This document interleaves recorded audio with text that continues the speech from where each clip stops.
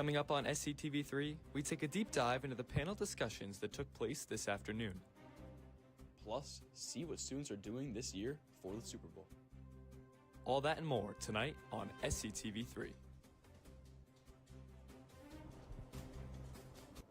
Good evening, and welcome to this week's edition of SCTV3 Weekly News. I'm Caleb Knowles. And I'm Connor Rourke. Thank you for joining us. We start tonight's program here on Alden Street. With Super Bowl Sunday just days away, excitement in the building is not only for the game, but also for the halftime show featuring global superstar Bad Bunny.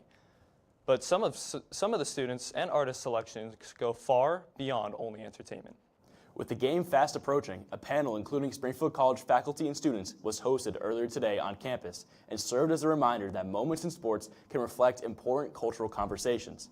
SCTV3's Nina Hutchins went to the panel to learn more about why the selection for this year's halftime show is so important.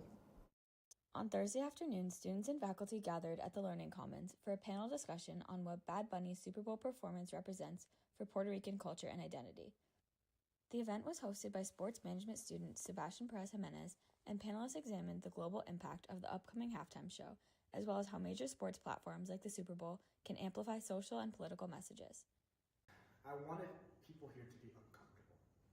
I think I wanted people to, as I said at the very beginning, to leave with more questions than answers, because this is a time where there's a heightened kind of safety precautionary attitude towards everything, and we just have to be in a way more comfortable about talking in difficult spaces and about difficult conversations, because ultimately that's the only way we're going to be able to move forward. Bad Bunny, a Puerto Rican artist and 3-time Grammy Award winner this year alone, has become one of the most influential musicians in the world. Springfield is home to a large Puerto Rican population, and the panel explored how his performance resonates both locally and globally, as well as the ways his presence on the stage challenges traditional norms and opens space for more diverse voices in sports and entertainment. It's what he represents is being unapologetically himself, and I think we live in a very cookie-cutter mold society where it's difficult to express yourself, and he is also teaching us what it means to actually explore and discover ourselves from within. Fans will be watching from all across the world on Sunday to see what the performance brings. Reporting for SCTV3, I'm Nina Hutchins. Sunday morning, students from clubs and organizations across Springfield College came together for a training focused on growth, connection, and leadership. The event was held in Campus Union Dodge Room from 10 to 12 and hosted by Jacqueline Robinson from the Office of Student Engagement. It gave student leaders the tools they need to strengthen their clubs and voices on campus. Workshops focus on how to work better as a team, improve club operations, and boost recruitment efforts. Students were encouraged to share ideas and learn from experiences in different organizations. The meeting provided hands-on activities that help students practice communication and problem-solving skills in real time. The students also learned new ways to get their organizations noticed on campus and build confidence as leaders. The training aimed to help create a stronger sense of community and prepared students to take their clubs to the next level this semester. New student orientation is one of the first experiences students have upon first arriving on Alden Street. Today, NSO leaders left campus for a weekend trip. SCTV3's Lanaya Delgado has more. So much more than what meets the surface. For students, the Springfield College experience doesn't start the first day of classes. It starts when they begin New Student Orientation, better known as NSO. Held the weekend before the fall semester begins, NSO is a mandatory program designed to welcome students and help them transition into college life. Pretty much the first couple days of when the students arrive on campus, they move in, we help them move in, and then we kind of just do our best to make it a very welcoming and exciting experience. Sophomore Riley Hunter talks about her experience with NSO and what it means to be a leader. Awesome to just be a part of those first couple days for people and learn more about yourself and what you can do for others. I think being able to push yourself in ways that it gets really tough, it gets really tiring, but being able to really push through that and just show who you really are and be your authentic self is really important. This weekend, NSO leaders are heading to a weekend retreat, which helps strengthen their bonds with each other. Use this retreat really to find out the kind of leader that we are, and to figure out who, we can learn from and work well with. And it's really important for us to kind of build on those skills now, so then when the time comes for us to be fully immersed in NSO, that we are our best selves and we're most prepared for anything that could come our way. The biggest thing I've learned so far being a leader is just that there's so much more than what meets the surface, and that you can come off as this super bubbly, exciting, like happy person, but it takes so much more to be that person than you would think. SCTV3, I'm Lanaya Delgado. Today, inside Dodge A&B, a housing expo was held for students to learn more about housing options for next school year. The expo was hosted by Springfield College Residence Life and featured poster boards for all the different housing options for the students next year. Living options include apartment-style housing like the townhouses, senior suites, graduate annex, and living center. Traditional dorms consist of Abby Appleton, alumni, and lakeside halls. Students made a decision on where they would like to live, select a roommate, and asking questions about the selection process. For more information, you can go to My Housing tab in PrideNet or follow them on social media at SCResLife. The Pride Dance team lit up the Fuller Arts Center this weekend with its annual showcase. Featuring more than 30 dances across 2 acts, SCTV3's Dante Iafredi shows us how the performance brought the team even closer together. The Pride Dance Team Showcase took over the Fuller Arts Center Friday night and Saturday afternoon, featuring 2 acts and more than 30 student choreographed dances. But behind the lights and the music was months of preparation and teamwork that brought the group together. So we start our practices like in September. So from September to January, it's a long stretch. It takes a lot of hard work. And I think in the beginning, you're always like, I wonder what the show is going to look like, or if it's ever like actually going to come together. And there's so many moving parts. And really as a team, we like all work together so well. For captains Megan and Marin, the showcase represents more than just dance. It reflects how the team has grown closer over the past few years. Even my freshman year, it was a little divided, just with the seniors and juniors and freshman and sophomore. And now I feel like everyone is so close from day one. It's such a strong bond that we all have together. That bond was on full display during the finale, where each class joined together for one last performance. I think the end, like our little finale that we do, because each grade gets together and makes a little 8-count or a couple 8 counts of just like silly moves to do, and then we all come together in the end to do it. For Megan, leading the team isn't just about the choreography. It's about connection. Being a senior on the team has really like meant a lot to me. I think that I'm like more appreciative of like all of like not just the dance and not just like like getting better on my skills, but like creating like connection with everybody on the team. I think that that's something that like we all pride ourselves on, is that like we know when people had a good day or when people had a bad day, or like we're all super close as a team, and like these are friends that I'll have for the rest of my life. Like I know that for sure. And the support didn't stop on stage. A lot. It means a lot. All the support, it really helps us get through the whole show, like seeing all our family come down, especially everyone who lives farther away. It's really special that everyone comes to watch us. After months of preparation and 2 unforgettable performances, the Pride Dance team left the stage with more than applause. They left with memories that will last far beyond the spotlight. For the captains and their teammates, this showcase was more than just a performance.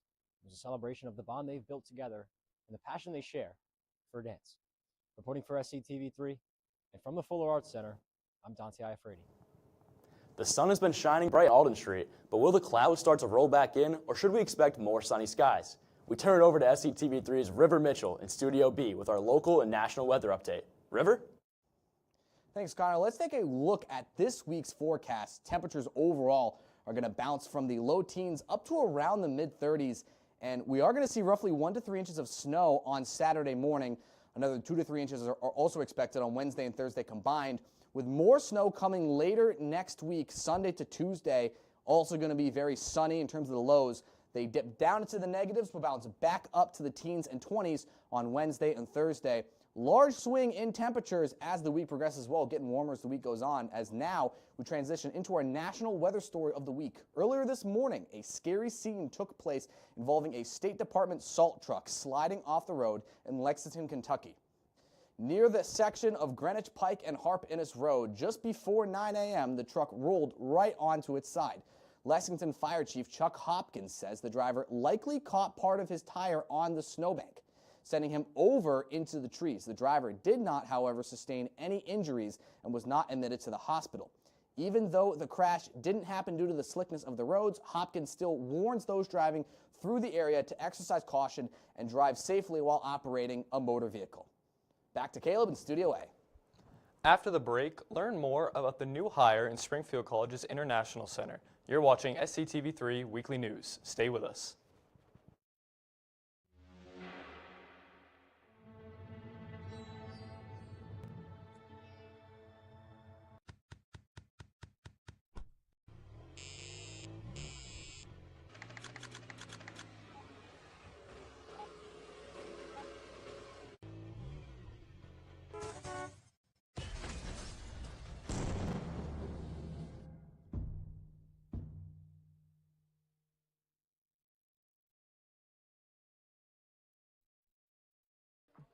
How do you know when you've made the right decision? It's the feeling you get in your gut. The one that tells you what's right or wrong. It's the one that says, sure, I can have a drink. Or the feeling that says, okay, I've been drinking. Now what? It's the voice inside you that says, I'm buzzed. Better leave the car when it's time to go. Plan ahead. Catch a sober ride. Buzz driving is drunk driving.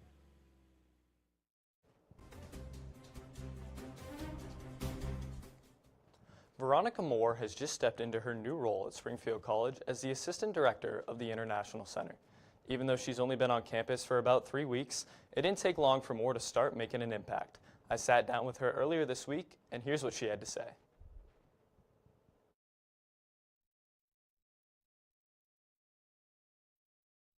Springfield College, I have a lot of friends who are alum from Springfield College, 2 who played football, 1 who played soccer, and so I'd always heard great things about campus.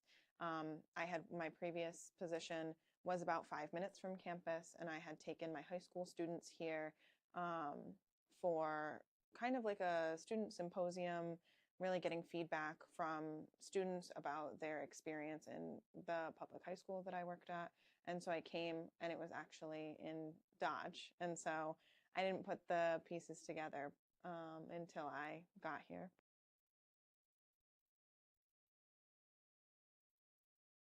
Is collaboration, is community, is to create relationships between other students, create relationships between myself and students, and really just add to the amazing community that's already at Springfield College.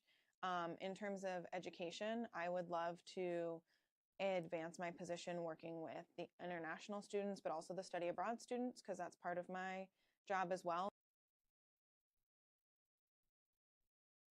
First Trump administration, I was working in Springfield Public Schools, but I was not seeing the direct impact on students from immigration policy.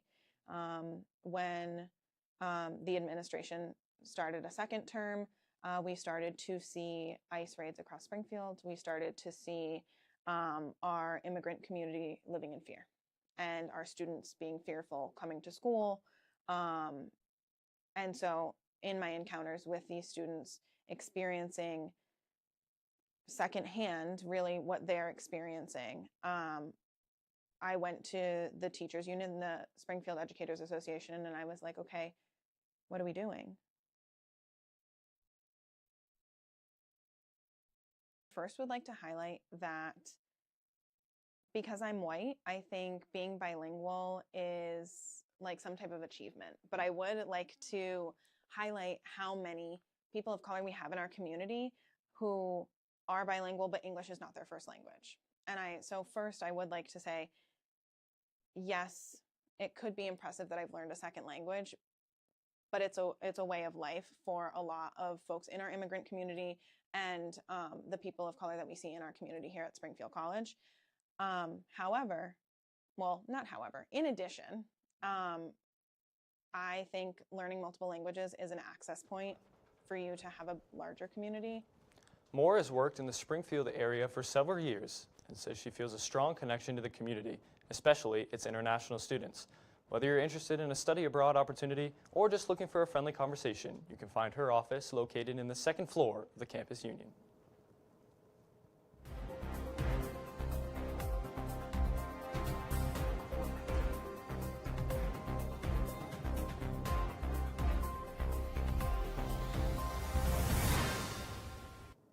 While the United States government is no longer in a partial shutdown, they have yet to agree on a bill to fund the Department of Homeland Security. Funding runs out in just over a week, as SCTV3's River Mitchell has more on the ongoing situation. After clearing both the House and the Senate, President Trump ended the partial government shutdown in a bill funding 5 different government programs. But the 6th bill, which would fund the Department of Homeland Security, has yet to be signed, as funding for DHS runs out next Friday, February 13th. President Donald Trump urges members of Congress to come together on a bipartisan vote. However, many Democrats have been critical of Immigration and Customs Enforcement's recent tactics, with many members of Congress also calling for an abolishment of ICE. Donald Trump and his administration have been using taxpayer dollars to brutalize everyday Americans, kill American citizens, and violently target law-abiding immigrant families. Recently sworn-in member of the House of Representatives Christian Menefee has also been very outspoken about ICE, who recently won a special election for Texas's 18th congressional district, narrowing the Republican majority in the House to 218 to 214. Menefee also called for the Secretary of Homeland Security, Kristi Noem, to be impeached, and also, quote, tear ICE up from the roots, end quote. There are also currently 3 open seats in the House, with special elections in New Jersey, Georgia, and California taking place this year. Reporting for SCTV3, I'm River Mitchell. SCTV3 will keep you informed next week on the status of this bill. Concerns over federal involvement in elections are growing after President Trump suggested the possibility of a federal takeover of election operations in certain states. SCTV3's Tyler Semenich has more. After the president floated the idea on a podcast of nationalizing elections, White House Press Secretary Caroline Leavitt attempted to clarify. The president was referring to is the SAVE Act, which is a huge common sense piece of legislation that Republicans have supported. It provides very common sense measures for voting in our country, such as voter ID. But just hours later in the Oval Office, the president appeared to double down on the federal government taking over federal elections in some states. He did not mention a voter ID law. The state can't run an election. I think the people behind me should do something about it. Trump then listed a number of Democratic-led cities like Detroit and Atlanta, where he thinks the federal government should step in.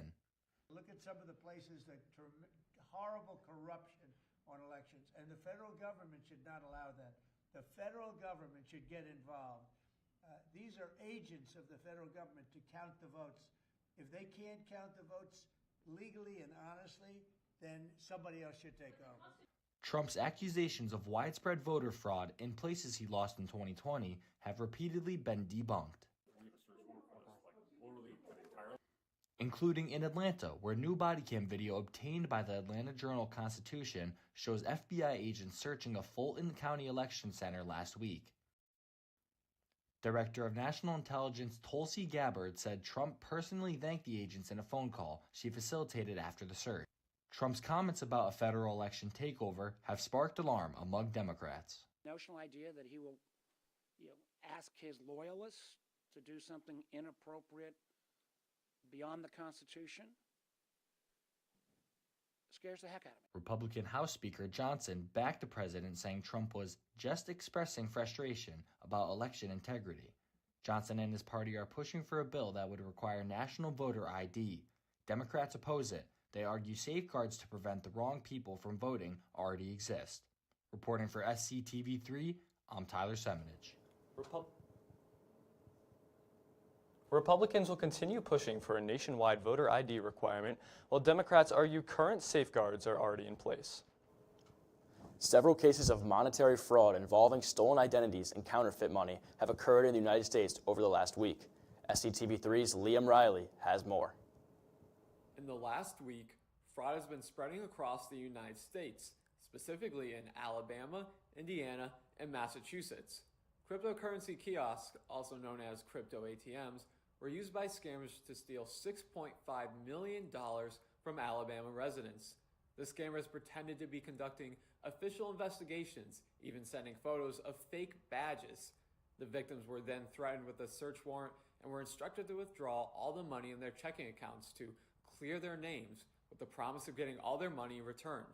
I'm just having a conversation with the Treasury Department right now. They have successfully registered this $13,400 to your account. Russell Bedsole serves as a member of the Alabama House of Representatives and has proposed a bill for the situation at hand. If Bedsole's bill is passed, then crypto ATMs would be required to post warnings about consumer fraud and impose transaction limits of $1,000 a day and $10,000 a month. There's some other provisions there that'll safeguard and possibly even up to getting money back once they report the fraud to their local law enforcement agency. In Massachusetts, federal authorities announced charges on Tuesday in connection to 4 residents who are accused of using more than 100 stolen identities to get over $1 million from food stamps and pandemic-era unemployment benefits. The defendants used the money acquired to buy expensive food items for an El Primo restaurant owned by one of the accused. Let's be honest. It is no secret that there is rampant fraud across this nation. The charges announced today are just a snapshot of the bigger picture, not just in Massachusetts, but across the country. At a Family Dollar in Bourbon, Indiana, 4 fake $100 bills were used to put money on a prepaid card. The counterfeit bills were used from the 1990s and passed a marker detection test. Unlike modern bills, older bills lack the portrait watermark found when holding it to the light. Like Alabama and Massachusetts, Indiana is urging businesses and citizens to be cautious and to report anything fraud-related. Reporting for SCTV3, I'm Liam Riley. With the uptick in fraud cases, the White House has appointed a national fraud czar, a role dedicated to leading more coordinated and accelerated federal fraud enforcement. After the break, SCTV3's Lanaya Delgado has you covered with this week's edition of SCTV3 Sports Extra. Stay tuned for a full rundown of Pride Athletics. Hey, boss. Okay. I said I'm fine.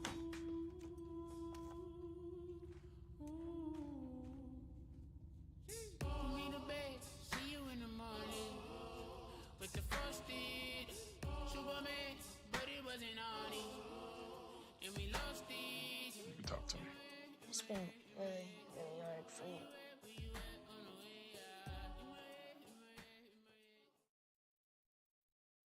Can't believe you're doing this alone. I've done it before. I remember. You threw your back out. How you holding up? Hand me that board. Nothing wrong with getting help. I'm good. I did it when Felicia left. I'll figure it out. I know you will, but you don't have to do it alone. That's all I'm saying. If I promise to look into it, will you drop it and help me build this fence? Now you need my help. It can be a real pain sometimes, you know that? Mm-hmm.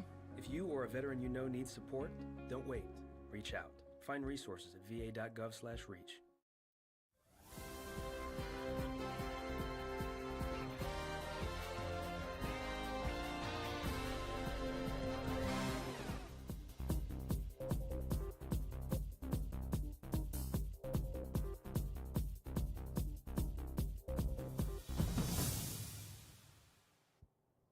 Hello, and welcome back to another weekly news and another edition of SCTV Sports Extra. I'm Lanaya Delgado. We start by looking at 2 student athletes and campus who were awarded scholarships at the Hoop Hall Classic.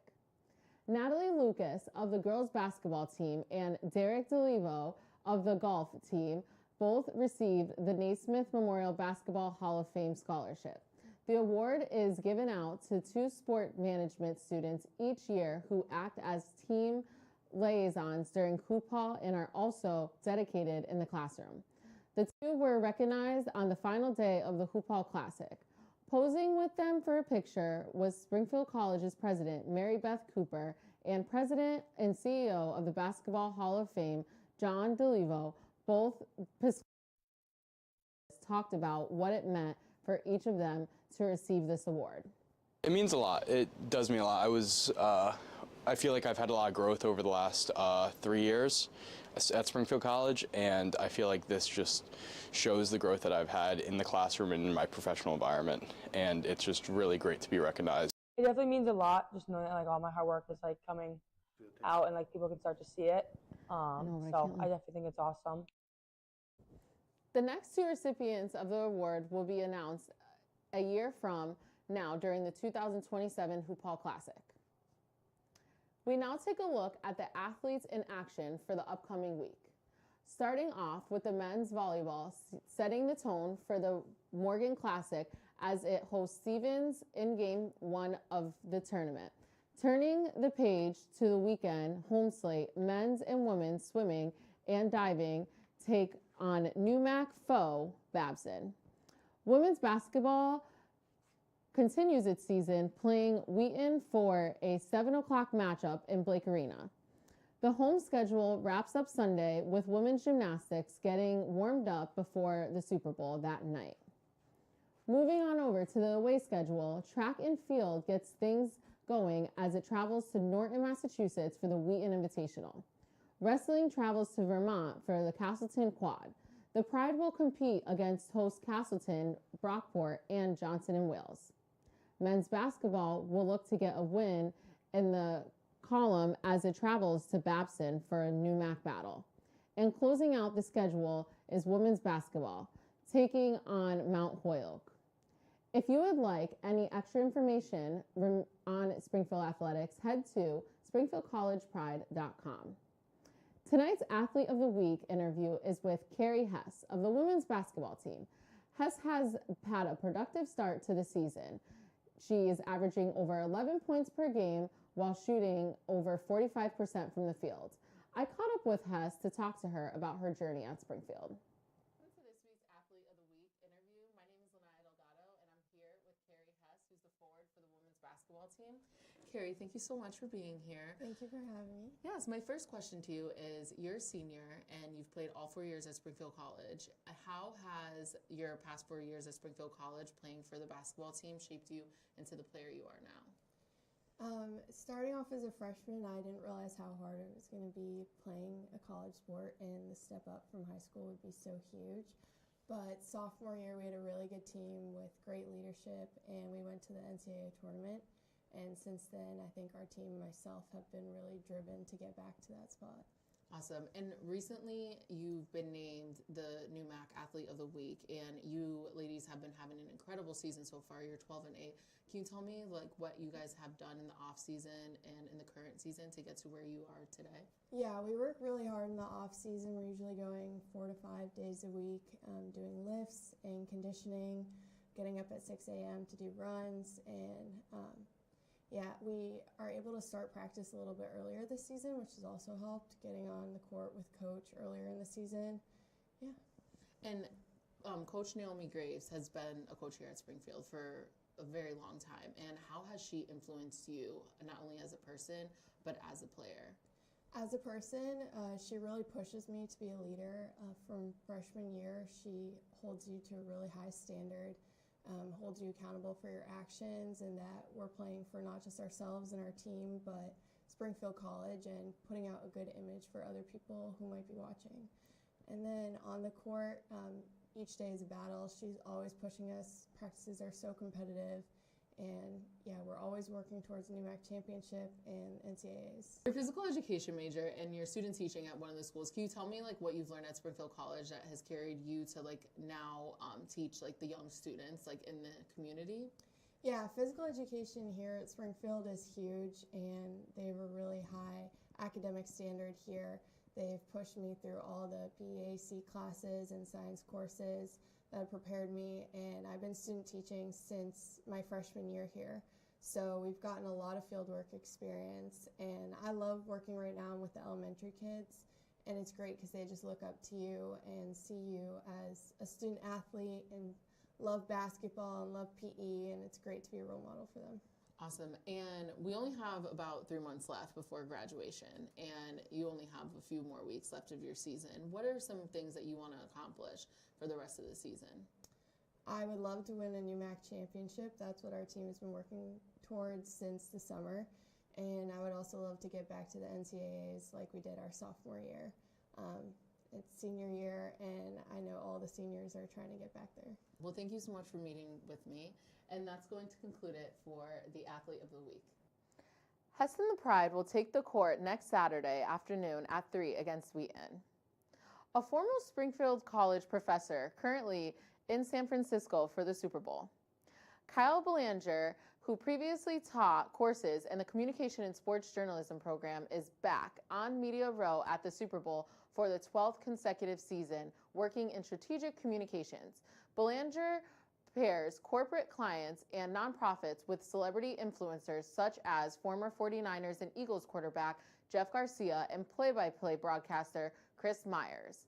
The companies use these influencers as spokespeople for their messages. Belanger has been working on Media Row since the last Patriots-Seahawks Super Bowl in 2014, as he recognizes how special it is to work in Media Row each year. I remind myself often that, like, if, like, 12-year-old Kyle could have been like, hey, by the way, in 3 decades, you're going to be on your 12th Super Bowl.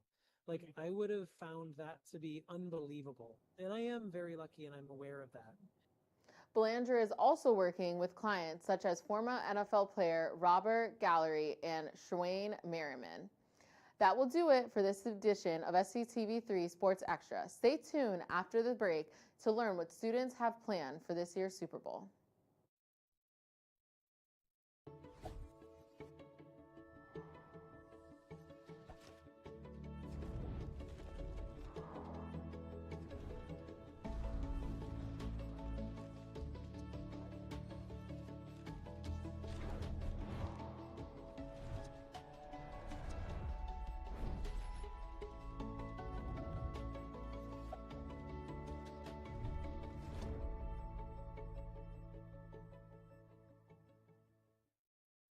There is a road laid out for me. First night here, but Amy seems cool.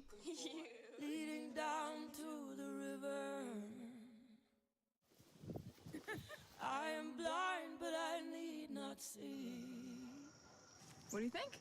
I know this road is there for me. If I'm really free, take me down to the river and walk.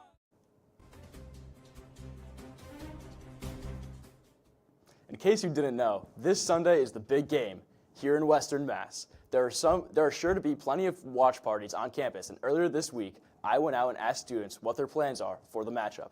Here's more.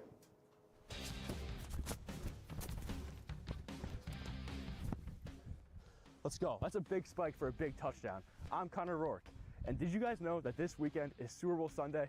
This is a rematch from 2014 between the New England Patriots and the Seattle Seahawks.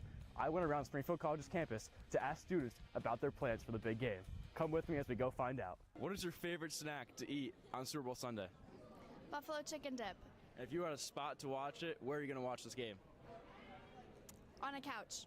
Where? In my LC. Are you watching Super Bowl this weekend? Yes. Where are you watching it?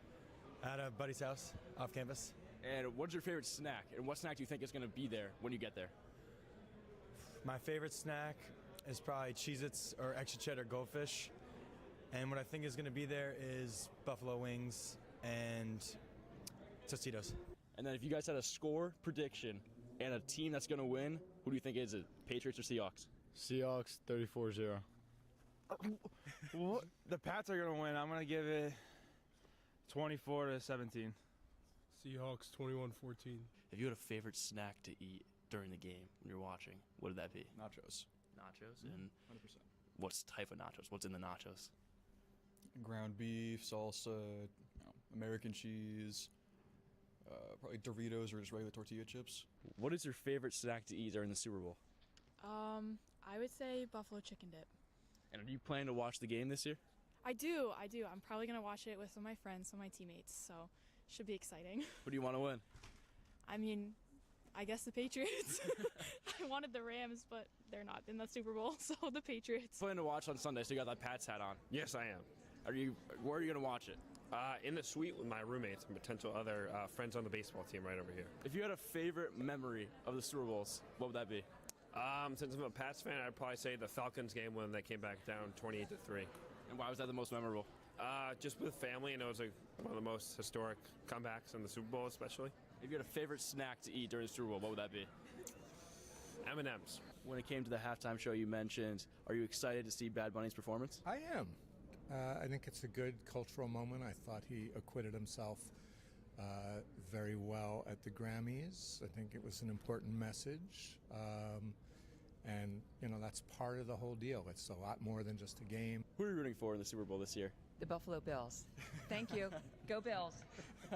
So, who are you rooting for this year in the big game? The Pats. And where are you watching it? Probably my LC, honestly. Are you ordering any food? And if so, what is that go-to food of choice during the Super Bowl? Well, I feel like it's not traditional, but probably Taco Bell, because that's just my favorite. Yeah, that's a good option. And finally, the halftime show, Bad Bunny. Are you excited to watch? Like, yeah. Like, yeah. Do you know any Bad Bunny songs? Like Titi Me Pregunto from when I went to like Puerto Rico, but like not a lot, honestly. Yeah. So you're excited to see what he has in store? Yeah, it'll be a cool show. Are you guys planning to watch the game on Sunday? I will be watching the game. Yeah, I'm watching the game. Where were you guys going to watch it? Probably just my LC. Yeah, my LC. If you had a favorite Super Bowl memory, what would that be? I'm going to go Aaron Rodgers' first Super Bowl. Probably the Giants' second Super Bowl in 2012 when they beat the Patriots. I was pretty young, but they won, so it was a good Super Bowl. Speaking of Patriots, you know, they're in the big game. Who do you guys want to win? Seattle Seahawks. Yeah, Seattle Seahawks. I can't root for the Patriots. That'll do it for this edition of SCTV3 Weekly News. We thank you for tuning in. Check out SCTV3's YouTube channel where you can see every archive show. You can also find SCTV3 on TikTok, Instagram, and X. Again, we thank you for tuning in, and we'll see you next time, same place.